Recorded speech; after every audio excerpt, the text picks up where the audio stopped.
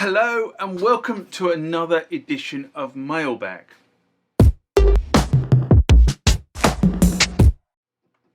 What is Mailbag? Well, Mailbag is a feature of the channel where you guys leave lots of comments on the channel and I attempt to answer those comments, or if I can't answer those comments, I throw it out to you guys who have more knowledge on some of this stuff than I do. So let's get into the first mailbag of this session. Remember, like, comment, subscribe to the channel. Go over to Instagram and follow me there. Go over to Facebook, follow me there. That's where the normal notices are. And consider becoming a Patreon. Next question comes from DV Amateur. And this was in response to part 3 of the Roland D-70 series, which was removal of the keypad, a video that was published in November 2024.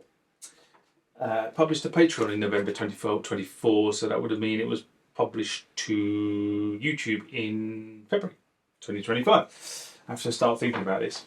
Anyway, DV Amateur writes, "Nice to see the D-70 inside again." Well, thank you very much. I love working on these things. I've had 3 of those throughout the years. I've only had 1.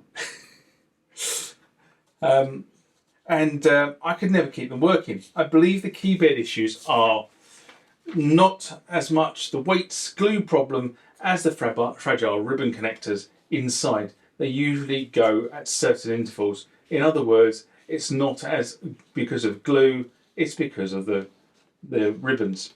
Anyway, the D-70 is a beautiful instrument inside out. I like the DAM feature, which gives it lots of different waveforms for good special effects and surprisingly good for Moog bass. Multi-resonant filters. I mean, the D-70 is nearly like an S770 without sampling. I remember the S770 was totally unattainable due to its price. They're not cheap now either, to be honest. Arguably the S770 was the most expensive Roland sound generating device as far as the original price goes, and maybe only topped by early modular synthesizers from Roland. In the 1989-1990 era was quite an exciting time in the electronic music development. The D-70 really sounds amazing. I don't think I've ever heard better lead tones anywhere than the factory patches 51. He's written 51 and 51. I'm not quite sure what it means 51 and 51, but on the D-70. And the special effect patches using filter modulations are also second to none.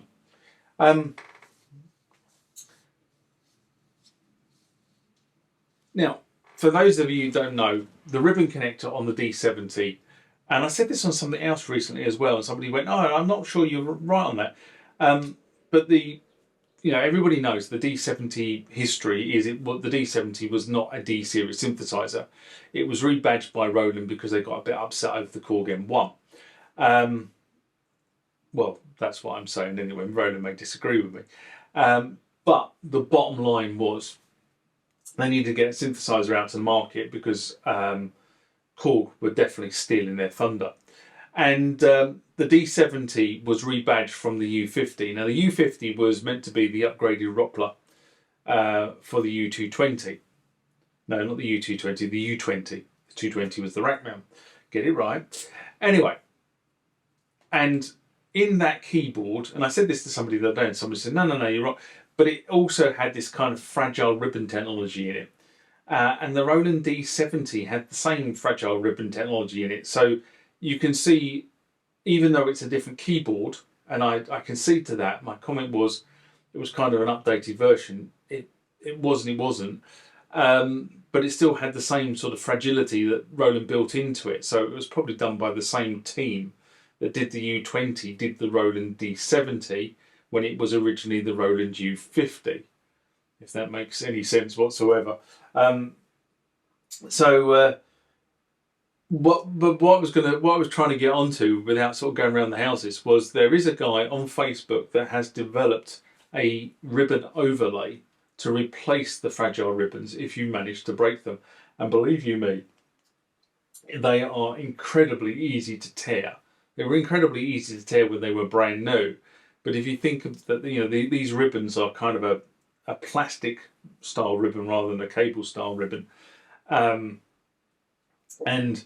over the years, that plastic will go brittle, depending on what conditions and where it's been stored. And so that, if you drop the keyboard, you can break it because it would just tear.